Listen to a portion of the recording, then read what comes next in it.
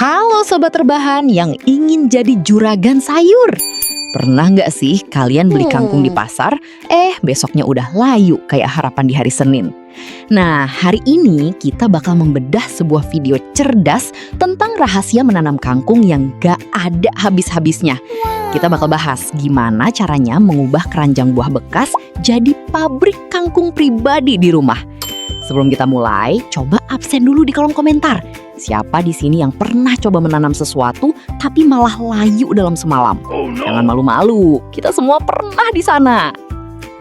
Pertama-tama, mari kita lihat aktivitas eksperimen si abang berikut ini. Dia memulai dengan sangat estetik, menanam biji kangkung di dalam akuarium berisi tanah nutrisi. Di sini kita bisa belajar biologi tanpa perlu pusing. Kangkung itu tanaman yang geraknya cepat banget. Hari kedua saja, akarnya sudah menusuk dalam ke tanah untuk cari makan. Poin menariknya, kangkung ini tanaman dua alam, alias amfibi. Dia bisa hidup di tanah kering, bisa juga di sawah yang berair. Jadi buat kalian yang sering lupa nyiram atau malah kebanyakan nyiram sampai banjir, kangkung adalah sahabat terbaik kalian karena dia sangat adaptif. Nah, masuk ke bagian paling penting. Ternyata rahasia suksesnya bukan cuma di tanah, tapi di ritual sebelum tanam. Si abang memberikan tips cerdas. Rendam biji kangkung di air hangat selama sekitar 5 jam. Anggap saja ini sesi spa buat para biji, agar mereka bangun dari tidurnya dan siap tumbuh lebih cepat. Setelah segar, jangan langsung lempar ke tanah sembarangan. Campurkan tanah kebun dengan jerami atau sekam padi, supaya tanahnya nggak padat bin keras. Lalu beri sedikit pupuk organik. Ingat, tanaman juga butuh kasur yang empuk buat berkembang. Ini bagian favorit saya, memanfaatkan barang bekas. Kenapa harus beli pot mahal kalau kita bisa minta keranjang buah gratisan di pasar? Cukup lapisi bagian bawahnya dengan karung bekas agar tanahnya nggak kabur. Dan tada! Kalian punya sistem perkebunan mandiri yang efisien. Cara menanamnya juga unik. Gunakan jari kalian untuk buat lubang dengan jarak 3 cm. Si abang bilang mau pakai tangan kiri boleh, tangan kanan juga oke. Asal jangan pakai tangan orang lain tanpa izin ya. Masukkan 2-3 biji per lubang. Tutup tipis, lalu siram. Simpel kan? Ngomong-ngomong soal bikin lubang pakai jari, kalian tim yang mana nih? Tim tangan kanan yang presisi atau tim tangan kiri yang katanya lebih kreatif? Atau jangan-jangan ada yang saking santainya mau pakai jari kaki? Coba jujur di kolom komentar. Siapa yang kalau menanam biasanya asal sebar bibit kayak lagi kasih makan ayam daripada ditata rapi 3 cm begini? Nah, sekarang kita masuk ke momen krusial di hari ke-18. Coba kalian intip keranjang kalian. Kangkung-kangkung mungil itu sekarang sudah mencapai tinggi sekitar 7-8 cm. Di fase ini, mereka lagi lucu-lucunya. Ibarat anak remaja yang baru mulai hobi selfie. Tingginya pas, warnanya hijau segar, dan penampilannya sangat menggoda untuk segera dieksekusi ke penggorengan. Poin edukasi pentingnya begini. Secara teknis, kangkung di umur 18 hari ini sebenarnya sudah punya tekstur yang sangat-sangat lembut dan segar. Jadi, kalau stok sayur di kulkas kalian sudah kritis, atau kalian memang timnya nggak sabaran, kalian boleh saja memanennya sekarang untuk dijadikan lalapan atau tumisan porsi kecil. Tapi tunggu dulu, si abang memberikan tips cerdas. Kalau kalian menanamnya dalam jumlah sedikit, sebaiknya tahan nafsu makan kalian dulu. Biarkan mereka tumbuh lebih besar dan perkasa sampai masa panen raya di hari ke-30 atau 45. Nah, supaya kangkung kalian gak stunting alias tetap subur dan gak kurus kering, ada rahasianya. Kalian harus rajin memberikan uang jajan berupa pupuk setiap 10 hari sekali.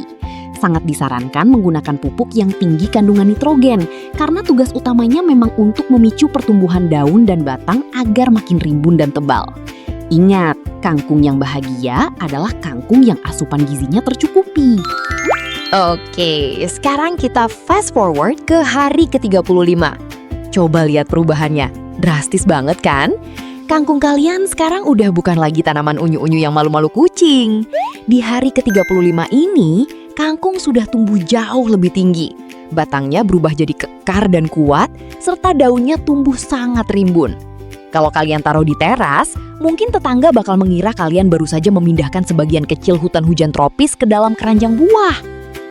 Poin penting yang perlu kalian catat, kangkung ini adalah sayuran yang pertumbuhannya super ekspres. Biasanya, dari masa tanam sampai siap dieksekusi ke dapur itu cuma butuh waktu sekitar 30-45 hari saja.